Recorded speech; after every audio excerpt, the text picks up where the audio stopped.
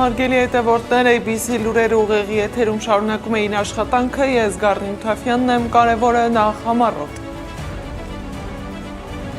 Գագիկ Ծառուկյանից կբռնագանձեն անշարժ գույք, տրանսպորտային միջոց և միլիարդավոր դրամներ, ինչ պահանջներ է ներկայացրել դատախազությունը։ Կառավարությունը հաստատեց Հայաստանի և ԱՄՆ-ի TRIP համաձայնագրի վավերացման նախագիծը, ինչ ընթացակարգ է սպասվում։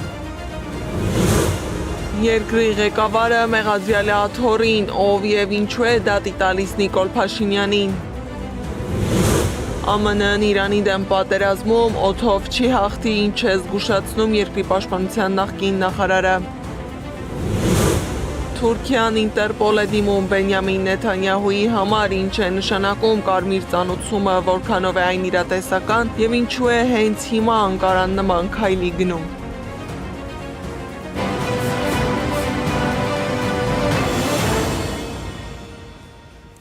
Արարատ ցեմենտը հանձնվել է Հայաստանի Հանրապետության կառավարմանը։ Դատախազությունն է հայտարարություն տարածել և նշել նաև, որ Գագիկ Ծառուկյանից պահանջում է բռնագանձել 75 անշարժ գույք, որոնցից 57-ը գտնվում են Երևանում, և 10 գույքի շուկայական գնին համարժեք փող։ 42 տրանսպորտային միջոց, 105 միլիարդ 865 միլիոն 865 հազար դրամ, որը ներառում է ապօրինի եկամտի մնացորդը և ծախսը, տրված փոխհարությունները և 5 տրանսպորտային միջոցի շուկայական արժեք։ Բացի այդ, դատախազությունը բավարարել է Արարատ ցեմենտը պետության կառավարմանն ու պահպանմանը հանձնելու միջնորդությունը։ Մինչ դատական համակարգը քննում է ընդդիմադիր գործիչների դեմ դատական գործերը, Նիկոլ Փաշինյանի խոսքերը նույնպես հայտնվել են դատարանի ուշադրության կենտրոնում։ Փաշինյանի դեմ ներկայացվող դատական հայցերի թիվն աճում է, և իրավաբաններն ասում են, խոսքն այլևս առանձին վեճերի մասին չէ, այլ այն մասին, թե որտեղ են ավարտվում քաղաքական գնահատականները և սկսվում իրավական պատասխանատվությունը։ Քաղաքացին հայց է ներկայացրել ընդդեմ Նիկոլ Փաշինյանի։ Պատճառը 2026 թվականի հունիսի 11-ին նրա արած հայտարարությունն է, ըստ որի քաղաքացիական պայմանագիր կուսակցությունը ստացել է 100%-ով օրգանիկ քվե, իսկ մյուս քաղաքական ուժերը 100%-ով ընտրակաշառքով քվե։ Հայցվորը հայտարարությունը համարում է զրպարտություն և դատարանից պահանջում է հրապարակային հերքում։ Սակայն սա միակ դատական հայցը չէ։ Դատալեքս տեղեկատվական համակարգում Նիկոլ Փաշինյանի անվամբ որոնման արդյունքում կգտնեք նրա դեմ հարուցված 24 քաղաքացիական և 4 վարչական վարույթ։ Քաղաքացիական գործերի զգալի մասը վերաբերում է զրպարտության և վիրավորանքի վերաբերյալ պահանջներին։ Հայաստանի մարդու իրավունքների առաջին պաշտպան Լարիսա Ալավերդյանի գնահատմամբ, անկախ Հայաստանի պատմության մեջ նման ծավալի դատական հայցեր երկրի գործող ղեկավարի դեմ չեն եղել։ Բայց կան ցուցադրաբար եւ զանգվածային չեն խախտվել հրապարակային անգամ հայտարարությունների եւ գործողություններով, լինի դա սահմանադրությունը, լինի Հայաստանի Հանրապետության օրենքները, լինի միջազգային իրավունքը։ Իրապես որ այսօր խոսում ենք, աննախադեպ է։ Դա արվում է ոչ թե որպես սխալ, այլ հակառակը։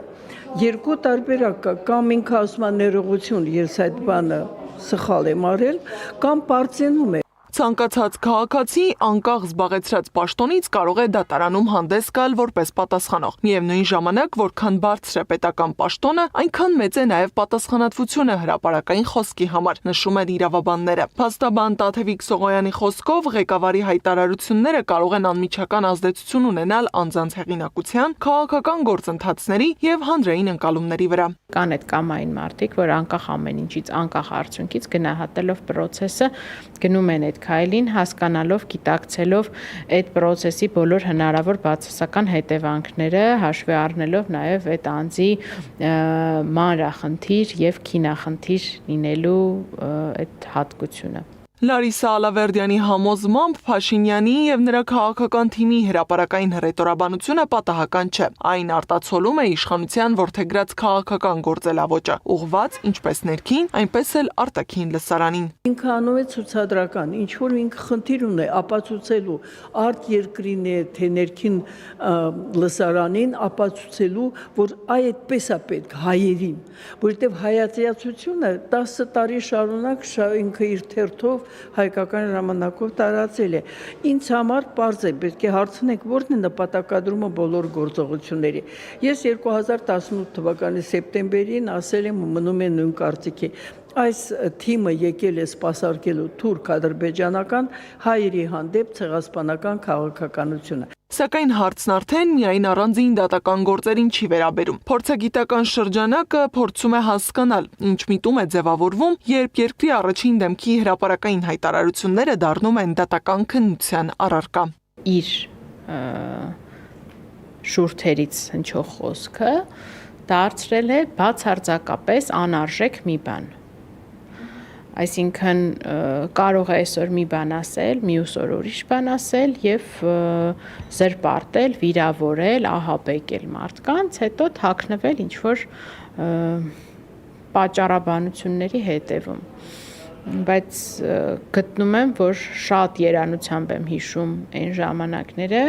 երբ ղեկավարի խոսքը իրապես ծանրակշիռ էր։ Թե ինչ որոշումներ կկայացնեն դատարանները այս գործերով դեռ պարզ չէ, սակայն արդեն այսօր իրավաբաններն արձանագրում են մեկ փաստ, երբ երկրի առաջին դեմքի հրապարակային հայտարարությունները պարբերաբար դառնում են դատական վեճերի առարկա, դա դուրս է գալիս առանձին գործերի շրջանակից եւ վերածվում է իրավական ու քաղաքական կարևոր ցուցիչի, խոսքի ազատության, պաշտոնատար անձանց պատասխանատվության եւ հանրային վստահության տեսանկյունից։ Իսկ կառավարությունը հերթական նիստի ընթացքում ներկայացուցիչները ծրագրեր են հաստատել։ 5 միլիարդ դրամ է հատկացվելու պետական ապարատի պարգևավճարների համար։ Կառավարության հաստատած նախագծի համաձայն խրախուսումը կտրամադրվի կատարողականի գնահատման նոր պիլոտային համակարգի շրջանակում։ Փողը կբաշխեն այն պետական մարմինների միջև, որոնք գնահատվել են նոր չափորոշիչներով։ Կառավարությունը հաստատել է նաև Հայաստանի և Միացյալ Նահանգների TRIP համաձայնագրի վավերացման նախագիծը։ Արարատ Միրզոյանը հայտարարել է, որ TRIP-ի հիմնադրման փաստաթղթային գործընթացն ավարտելու համար դեռ պետք է հաստատվի բաժնետերերի միջև պայմանագիրը և TRIP զարգացման ընկերության կանոնադրությունը։ TRIP զարգացման ընկերությունը կստանա հողօգտագործման կառուցապատման իրավունք այս գոտիներում եւ այս իրավունքը կգործի նախնական 49 տարով եւ այս ժամկետում ընկերությունում բաժնեմասերը կբաշխվեն հետեւյալ կերպ Միացյալ Նահանգներին կպատկանի բաժնեմասերի 74%-ը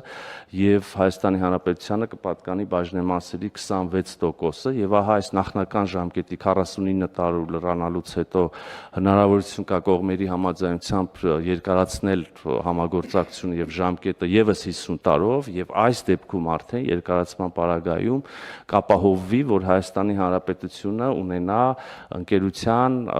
բաժնեմասերի 49%, այսինքն 26%-ից Հայաստանի Հանրապետության բաժնեմասերը կմեծացվեն, Հայաստանի Հանրապետությունը կտրվեն ավելի բաժնեմասեր, Ռուսաստանի արտգործնախարարությունն էլ հայտարարել է, որ Մոսկվայի համար կարևոր է Հարավային Կովկասում խաղաղությունն ու կայունությունը, եւ Մոսկվան պատրաստ է օգնել Հայաստանի եւ Ադրբեջանի միջև հարաբերությունների կարգավորմանը։ Ադրբեջանի նախագահի օգնական Հիկմետ Հաջիևն էլ հայտարարել է, որ Ադրբեջանն ու Հայաստանը գտնվում են իրական խաղաղության մեջ եւ վերականգնում են առևտրային կապերը տասնամյակներ տևած հակամարտությունից հետո։ Նա շեշտել է, որ սահմանադրական փոփոխությունների ձևը Հայաստանի ներքին գործն է։ Ադրբեջանի համար կարևոր է, որ այն դրույթները, որոնք համարում են, թե իրենց երկրի նկատմամբ տարածքային պահանջներ են պարունակում, պաշտոնապես վերացվեն։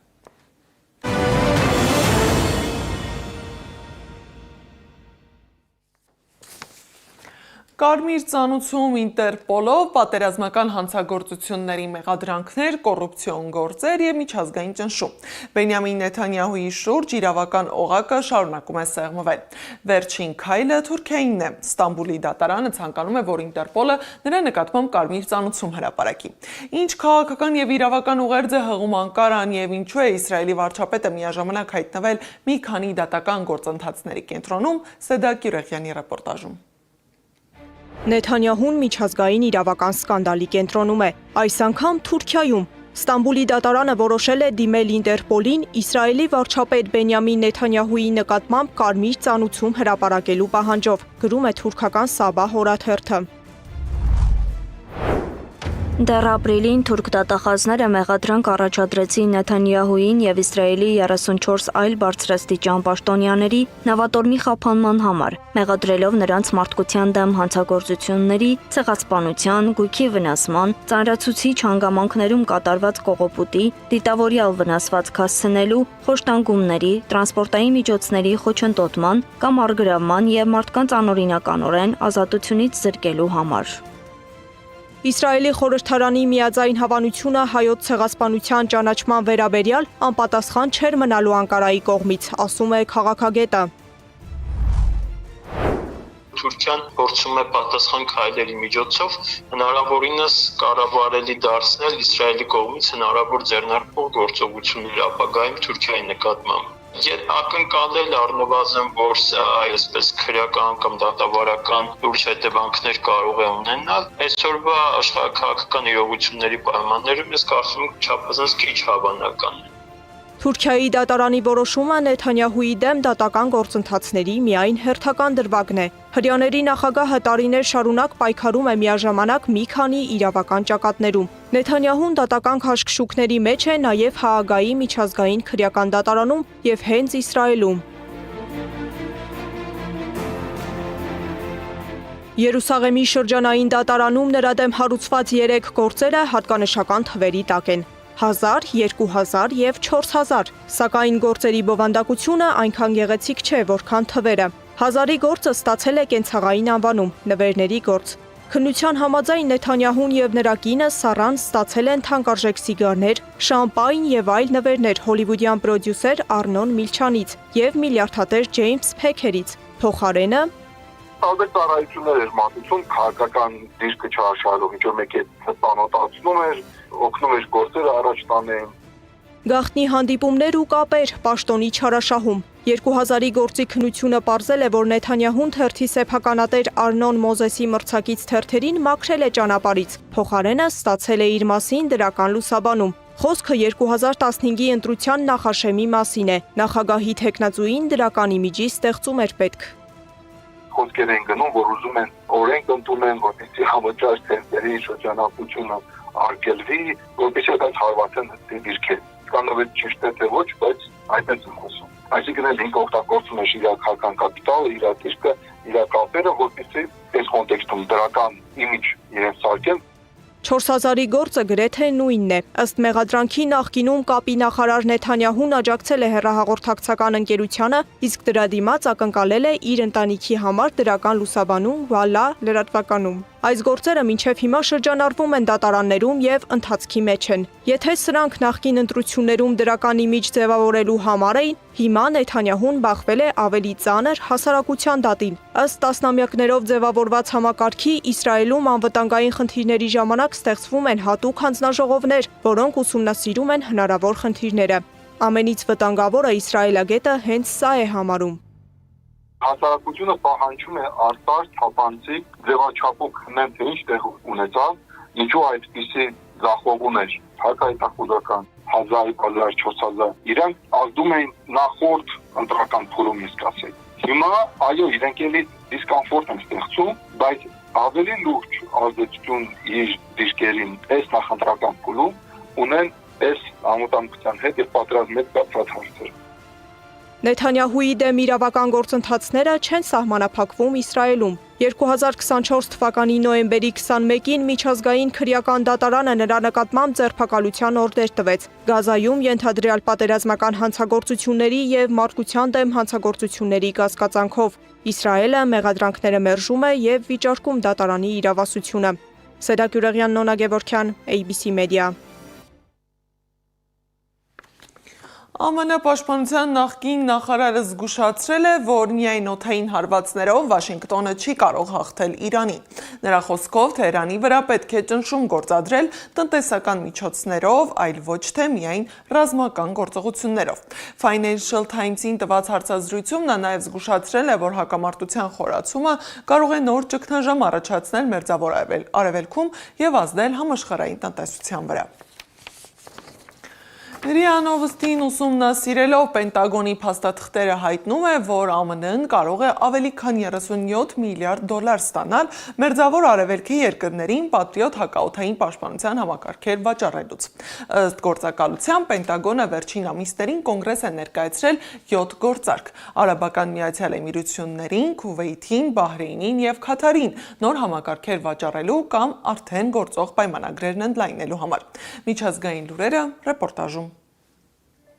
Միջազգային քաղաքական օրակարգում շարունակում են գերակշռել անվտանգային եւ աշխարհաքաղաքական զարգացումները։ Մինչ Միացյալ Նահանգների եւ Իրանի հարաբերությունները սրվում են, Թեհրանից հայտարարում են, որ այս պահին Վաշինգտոնի հետ նոր բանակցություններ չեն նախատեսվում։ Իրանի արտգործնախարարության ներկայացուցիչ Էսմայիլ Բաղայիի խոսքով երկրի գլխավոր առաջնահերթությունը այժմ պաշտպանական կարողությունների ամրապնդումն է։ Նա նաև ընդգծել է, որ Իրանը միջազգային պայմանավորվածությունների շրջանակում կշարունակի գործել փոխադարձության սկզբունքով։ Բաղային նշել է, եթե մյուս կողմը հրաժարվի իր ստանձնած պարտավորություններից, ապա Թեհրանը եւս իրեն պարտավորված չի համարի կատարել դրանք։ ԱՄՆ նախագահ Դոնալդ Թրամփը հայտնել է, որ Թեհրանը թույլ է տվել երկիրը լքել Իրանում պահվող ամերիկացի քաղաքացուն։ Թրամփը նշել է, որ Վաշինգտոնը գնահատում է այդ քայլը որպես բարի կամքի դրսևորում։ Թեև ԱՄՆ նախագահը չի հրապարակել քաղաքացու անունը, The New York Times-ի տվյալներով խոսքը ԱՄՆ-ի եւ Իրանի երկքաղաքացի Դենա Կարարիի մասին է։ Նա ըստ հրապարակման 2024 թվականի դեկտեմբերից չէր կարողանում լքել Իրանը լրտեսության մեղադրանքների պատճառով։ Իսկ Եվրոպայում ուշադրության կենտրոնում է Ֆրանսիայի ներքաղաքական կյանքը։ Ամերիկացի գործարար Իլոն Մասկը հայտարարել է, որ Մարին Լը Պենը Ֆրանսիայի վերջին հույսն է։ Այս հայտարարությունը հնչել է այն բանից հետո, երբ Լը Պենը հայտարարել է, որ կմասնակցի 2027 թվականի նախագահական ընտրությանը։ Քաղաքական փոփոխություններ են սպասվում նաև Ուկրաինայում։ Ուկրաինական լրատվամիջոցների փոխանցման պաշտպանության նախարար Միխայել Ֆյոդորովը պատրաստվում է լքել իր պաշտոնը։ Թեև պաշտոնական որոշում դեռ չի հրապարակվել, նախարարն արդեն ակնարկել է իր հեռանալու մասին, սոցիալական ցանցերում գրելով, որ մեծ պատիվ էր ծառայել ուկրաինացի ժողովրդին պաշտպանության նախարարի պաշտոնում։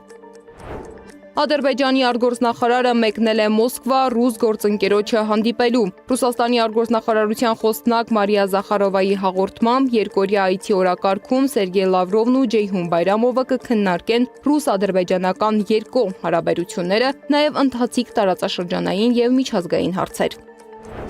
Իսկ Բուլղարիայում անվտանգության ծառայությունները ստիպված են եղել արտակարգ գործողությունների դիմել։ Սոֆիայում նախագահի աշխատակազմի շենքը ժամանակավորապես տարհանվել է ռումբի մասին ահազանգից հետո։ Անվտանգության ուժերը ստուգել են տարածքը, սակայն որևէ վտանգավոր առարկա չեն հայտնաբերել։ Եվ վերջում Արգենտինայում հազարավոր մարդիկ դուրս են եկել փողոց նշելու ազգային հավաքականի ֆուտբոլի աշխարհի առաջնության եզրափակչում հայտնվելը։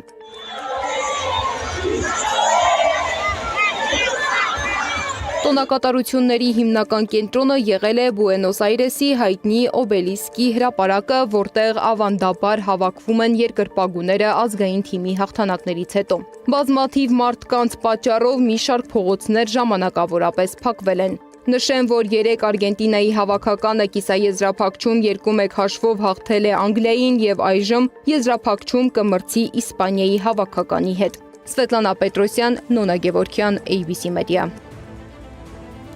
Այս ժամի համար նախատեսել էինք այսքանը, շարունակեք հետևել մեզ սոցիալական բոլոր հարթակներում, ժամը 18-ին եթերում կլինի ABC Newsroom-ը, տաղավարում կաշխատի Աննա Սարգսյան։